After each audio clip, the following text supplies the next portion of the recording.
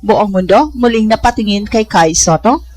Kung may nagsabing hanggang Japan B-League na lang ang kanyang ceiling, malinaw ngayon na mali ang basa nila. Sa pagbubukas ng 2026, bumabalik ang global buzz sa pangalan ni Kai, hindi bilang prospect, kundi bilang handa na modern big man.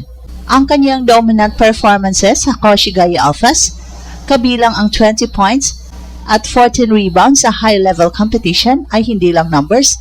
Ito ay ebidensya ng isang evolved player na NBA ready na ang galaw at desisyon. At tunang dahilan, skill set transformation, hindi na si Kai ang dating post-up only center. Sa Japan, malinaw ang kanyang pag-usbong bilang playmaking big, may vision, tamang pasa at composure sa pick and roll. Ito ang klase ng basketball IQ na hinahanap ng mga NBA teams ngayon. Pangalawa, mobility at conditioning. Sa kabila ng 2025 ACL tier, mas magaan at mas mabilis ang kanyang kilos ngayon. Sa transition defense at offense, hindi na siya nahuhuli, isang malaking requirement sa NBA pace. Ikatlo, NBA big man shortage. Sa 2026 landscape, maraming teams ang kapos sa rim protection at rebounding depth. Dito pumapasok si Kai na consistent sa blocks at defensive presence. Ika-apat, passing big value. Sa parehong Japan system at Gilas framework, naging facilitator si Kai, isang rare trait na ikinokompara ng mga fans sa mga modern bigs tulad ni Nikola Jokic at Domantas Sabonis. At ang ikalima, timing at narrative. Ang mga dating snobs at Manila heartbreak ay naging fuel. Papasok ang FIBA qualifiers kontra New Zealand at Australia bilang live audition niya sa global stage. Hindi na ito comeback story, ito ay evolution ng story. Sa 2026, ang NBA dream ni Kai ay hindi na haka-haka, ito ay papalapit na sa realidad. Muling yumanig ang basketball landscape habang bumabalik sa sentro ng usapan ang pangalan ni Kai.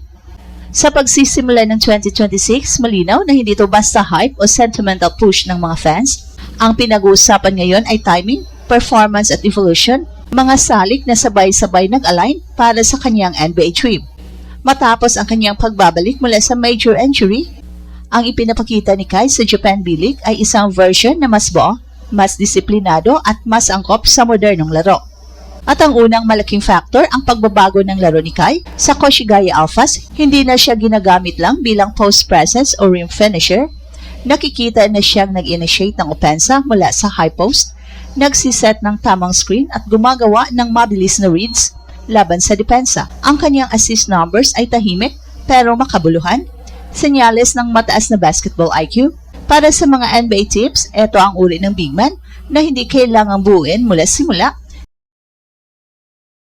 kundi pwedeng i-integrate agad sa sistema. At ang mga laban ni Kai kontra sa season imports at dating NBA players sa Japan B-League ay nagsisilbing tunay na barometer sa kanyang level. Ang pagiging effective niya laban sa physical at experienced bigs ay nagpapakita na kaya niya makipagsabayan sa mas mataas na antas. Hindi ito garbage minutes production, ito ay efficiency sa competitive minutes. At ang epekto ng kanyang rehabilitasyon sa halip na bumagal, mas naging maingat at calculated. Ang galaw ni Kai, mas maayos ang footwork, mas consistent ang positioning sa depensa, at mas kontrolado ang paggamit ng kanyang frame. Ito ang mga detalye na tinitingnan ng mga scouts, hindi lang highlights, kundi sustainability ng laro sa mahabang season. At habang papalapit ang mas malaking international game sa ilalim ng Gilas Pilipinas, mas lumilinaw ang larawan. Si Kai ay hindi na future prospect, siya ay papasok sa 2026 bilang isang functional modern big man na swak sa direksyon ng NBA ngayon. At kung magpapatuloy ang trajectory na ito, ang unang pinto patungong NBA ay mas malapit na bumukas kaysa dati.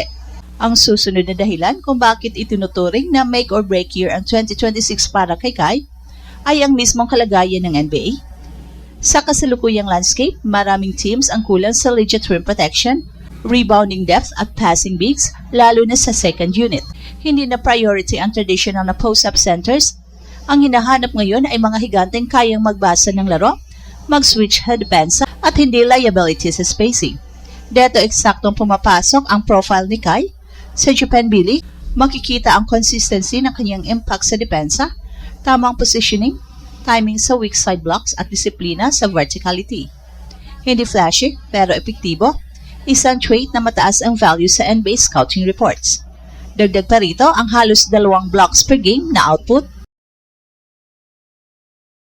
na sinasabayan ng solid rebounding numbers kahit laban sa mas matabang imports para sa mga NBA teams na naghahanap ng low usage, high impact big. Ito ang malaking plus. At mas mahalaga pa, lumalabas ang playmaking value ni Kai sa sistemang kanyang ginagalawan, both sa Japan at sa Gilas. Hindi na siya basta finisher, siya ay nagiging connector, kick out sa shooters, drop passes sa cutters, at quick decisions sa pick and roll. Ito ang dahilan kung bakit ikinukumpara siya sa mga modern European style bigs. Hindi siya Nikola Jokic, pero malinaw ang direksyon, isang passing center na kayang mag-anchor ng depensa. At ang paparating na FIBA World Cup Asian Qualifiers laban sa New Zealand at Australia ay magsisilbing global audition. Ang mga larong ito ay live sa International Scouting Radar. Kapag na-replicate ni Kai ang kanyang Japan billing efficiency laban sa Oceanic Powers, lalong lalakas ang kanyang kaso bilang NBA ready pick. At sa puntong ito, ang usapan ay hindi na kung pwede pa ba. Ang tanong na ngayon ng mga front offices ay saan siya babagay. At sa 2026 NBA ecosystem na kulang sa versatile big man, malinaw na may puwang si Kai, hindi bilang project kundi bilang solusyon. Habang papasok ang 2026, malinaw na nagbabago na ang usapan tungkol kay Kai. Hindi na ito kwento ng potensyal, pangarap o what if. Ang nakikita ngayon ay isang kompletang basketball profile na unti-unting hinuhubog sa tamang oras mula sa kanyang pagbabalik galing injury hanggang sa consistent performances sa Japan B-League. Ipinapakita ni Kai na kaya niyang mag-contribute sa totoong sistema, sa depensa, sa rebounding at higit sa lahat sa decision-making. Ang kanyang evolution bilang passing big at rim protector ay eksaktong tugma sa direksyon ng modern NBA. Sa liga na kulang ng versatile centers na hindi kailangang hawakan ang bola para maging effective, si Kai ay nagiging practical fit. Hindi siya kailangang gawing franchise star. Kailangan lang siyang ilagay sa tamang role at doon siya lalabas bilang asset. At mas lalong tumitindi ang kahalagahan ng paparating na FIBA qualifiers.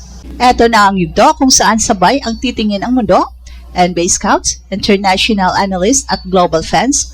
Ang laban kontra New Zealand at Australia ay hindi lang para sa bandera, kundi para patunayan na ang kanyang laro ay transferable sa pinakamataas na antas. At kung magpapatuloy ang trajectory na ito, 2026 ay maaring maging taon na tuluyang magbukas ang pinto. Hindi dahil sa hype, kundi dahil handa na talaga si Kai, ang higante na hindi lang nagbalik, kundi nag-evolve. At ito ang Express Info kung saan bawat kwento ginulat ang mundo. Don't forget to like and subscribe.